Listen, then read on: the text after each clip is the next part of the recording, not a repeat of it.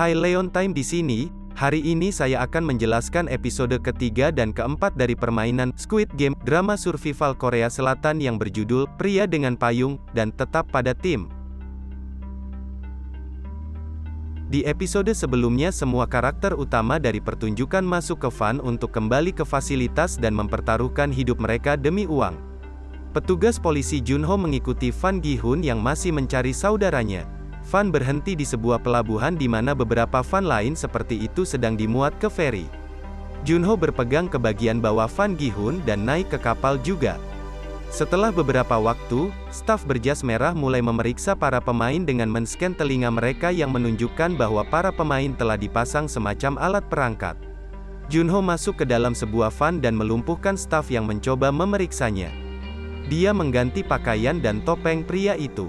Setelah yang lain pergi, dia memasukkan identitasnya ke dalam saku pria itu dan melemparkannya ke laut. Salah satu staf menemukan Junho dan bertanya apa yang dia lakukan. Pria itu adalah atasan Junho yang membuatnya menyadari bahwa bentuk di topeng mereka menunjukkan posisi mereka. Dia keluar dari situasi ini dengan mengatakan bahwa dia mabuk laut. Kapal berhenti di pulau dan semua kontestan dibawa ke aula. Saat mereka masih tidak sadar, pakaian mereka diganti dan barang-barang mereka disita. Sae-byok yang masih sadar berhasil menyelinap masuk pisau saku. Para pemain bangun di aula lagi. Gi-hun bersatu kembali dengan orang tua Il-nam. Sang-woo dan Ali bergabung dengan keduanya juga. Mereka memutuskan untuk membentuk tim sehingga akan lebih mudah untuk menang di babak berikutnya. Begitu pula gangster Deoksu juga membentuk timnya sendiri dan meminta Sae-byok untuk bergabung dengannya. Dia membenci pria itu dan menolak untuk berada di timnya. Percakapan mereka terganggu oleh Minyeo, wanita yang memohon staf untuk membiarkan dia pergi ketika mereka berada di sini sebelumnya. Dia mencoba merayu Deoksu untuk berada di timnya, tapi dia menghinanya dan pergi. Kemudian staf disuruh kembali ke kamar mereka karena pekerjaan mereka untuk hari itu udah selesai. Junho yang berhasil tidak tertangkap pergi ke kamar yang ditugaskan dan melihat ada kamera pengintai. Di malam hari, Minyeo menciptakan keributan tentang keinginan untuk buang air kecil dan menggedor pintu agar penjaga membiarkannya keluar. Mereka mengizinkannya pergi dan Sae-byok mengambil kesempatan untuk keluar juga.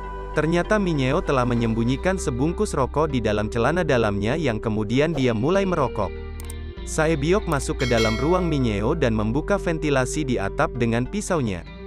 Dia masuk untuk memeriksa fasilitas dan berakhir di atas ventilasi dapur. Di dapur sejumlah besar gula sedang dicairkan. Sae-byok dengan cepat kembali sebelum penjaga dapat menangkapnya. Dia memberitahu Minyeo apa yang dilihatnya tetapi mereka menganggapnya sebagai informasi yang tidak penting. Keesokan harinya, para pemain dibangunkan dan diberi roti dan susu sebagai sarapan. Gi-hun dan tim menikmatinya bersama sambil berbicara. Mereka mulai kompak terutama Il-nam dan Gi-hun yang berbicara tentang masa lalu mereka dengan satu sama lain. Ali baik kepada mereka semua sementara Sang-woo tampaknya tidak memiliki emosi. Saat mereka berbicara, sebuah pengumuman memberitahu mereka bahwa sudah waktunya untuk pertandingan berikutnya. Saat mereka keluar, Sang-woo bertanya kepada Sae-byok apa yang dia lihat kemarin. Ternyata dia telah mendengarnya dan Minyeo berbicara tadi malam. Sae-byok mengatakan kepadanya bahwa staf sedang mencairkan gula. Ketika mereka sampai di luar, Sang-woo melihat beberapa bentuk gambar di dinding dan menyadari bahwa mereka sedang bermain permainan Korea kuno di mana mereka harus memecahkan camilan sarang lebah gula menjadi bentuk tertentu.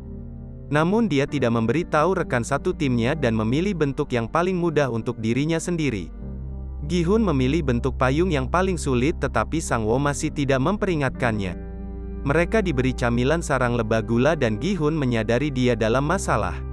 Tidak mungkin dia bisa memecahkan bentuk payung dengan sempurna. Sang-woo dan Sae-byok mendapatkan segitiga.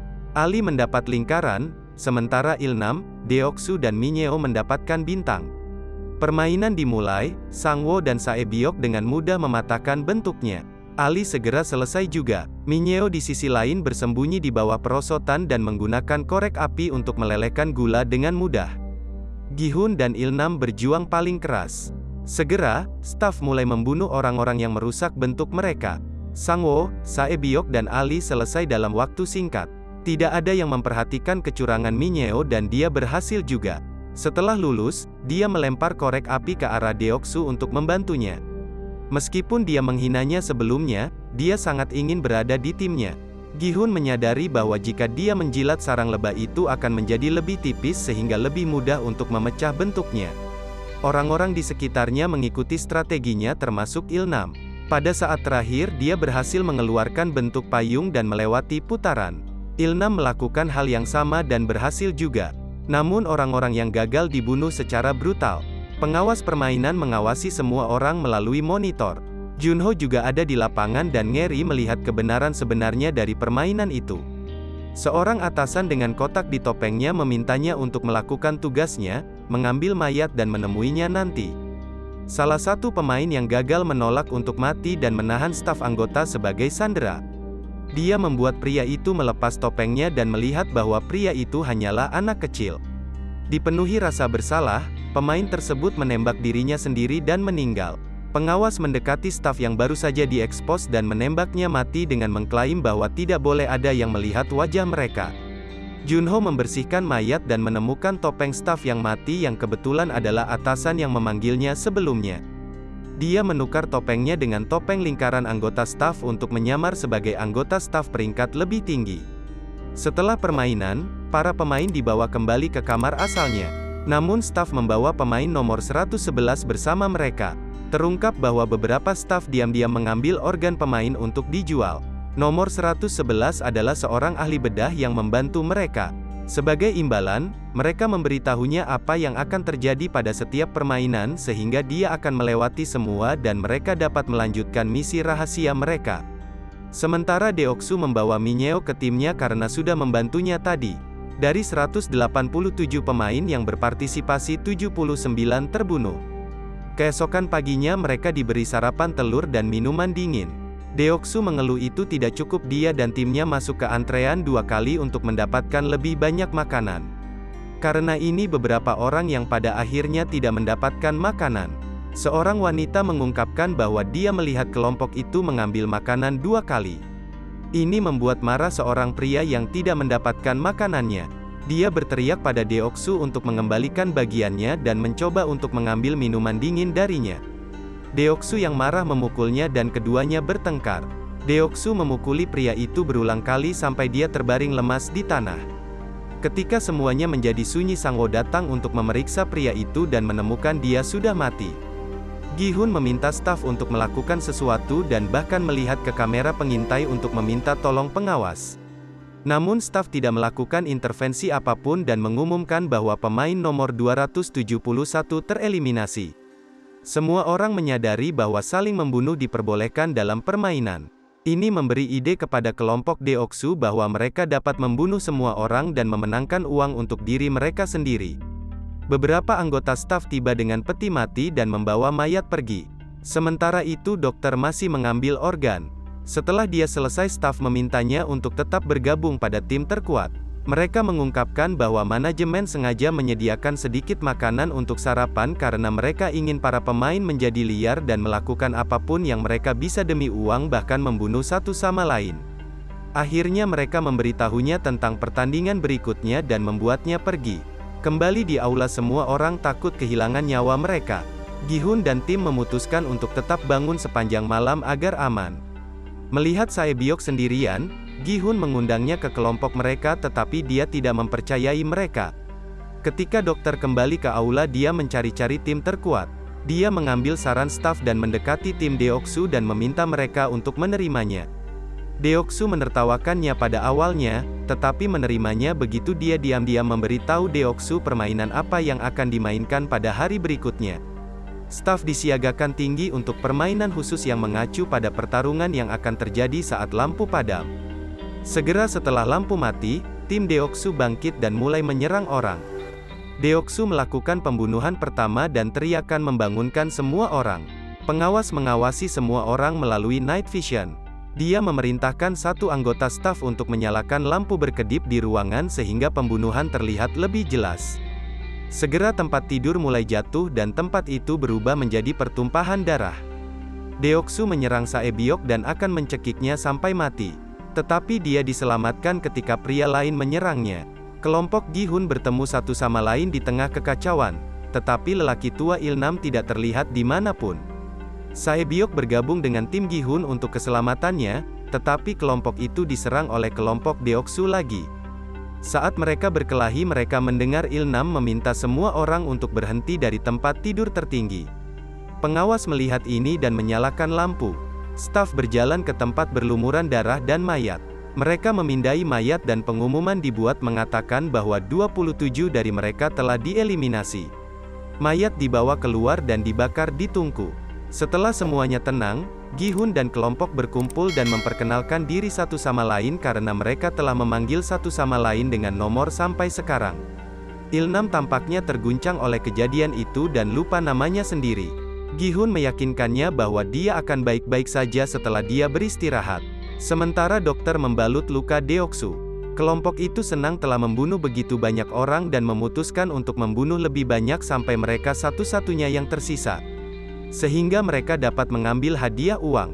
Minyeo melihat bahwa Deoksu lebih menyukai dokter daripada dia. Untuk menjadi lebih dekat dengannya, dia dengan menggoda mengundangnya ke kamar kecil tempat keduanya melakukan hubungan intim. Keesokan paginya, semua orang dibangunkan dan diberitahu bahwa permainan ketiga akan dimulai. Setelah beberapa saat mereka dibawa ke sebuah ruangan putih kosong di mana mereka disuruh berpisah menjadi kelompok 10 orang masing-masing. Tim Gi-hun sudah memiliki 5 anggota, jadi mereka memutuskan untuk menemukan satu orang dari setiap anggotanya. Deoksu yang sudah tahu apa permainannya, meminta anak buahnya untuk mengumpulkan lebih banyak pria berbadan besar. Minyeo kehilangan kata-kata ketika dia mengatakan padanya bahwa dia tidak bisa berada di tim. Dia memohon padanya untuk membiarkannya masuk tetapi malah didorong ke lantai. Sementara Sae-byok mendekati seorang gadis yang duduk sendirian di sudut. Dia setuju untuk berada di tim mereka. Yang lain membawa satu orang masing-masing kecuali Il-nam, sehingga grup hanya memiliki 9 anggota. Minyeo yang telah dikeluarkan dari grup Deoksu dan bergabung dengan mereka pada saat terakhir. Mereka kemudian dibawa ke aula besar yang memiliki jembatan tinggi di depan. Game ketiga ternyata tarik ulur tambang. Para pemain harus menarik tali ke sisi mereka dan yang kalah akan jatuh dari jembatan tinggi. Tim Gi-hun memiliki 2 gadis dan seorang pria tua sehingga peluang menang mereka rendah. Tetapi Deoksu telah mengumpulkan orang-orang terkuat dari kerumunan kelompok.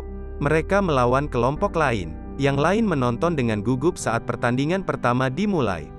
Tim Deoksu memenangkannya hampir seketika dan kelompok lain menggantung ke tali akhirnya jatuh ke lantai di bawah.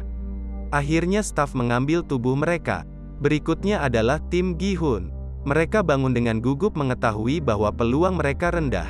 Apalagi lawan mereka adalah semuanya pria yang tampaknya sangat kuat. Namun Il-nam mengklaim bahwa dia dulunya adalah yang terbaik dalam tarik tambang ketika dia masih kecil. Dia memberitahu mereka tentang beberapa teknik dasar permainan. Terlebih dahulu yang di depan harus orang kuat yang dapat berkomunikasi dengan yang lain dengan memiringkan kepalanya ke samping dan yang terakhir harus yang terkuat. Kedua, satu pemain harus berada di setiap sisi tali sehingga tiang lebih kuat. Ketiga, semua kaki mereka harus menghadap ke depan dan mereka harus memegang tali dengan ketiak mereka juga.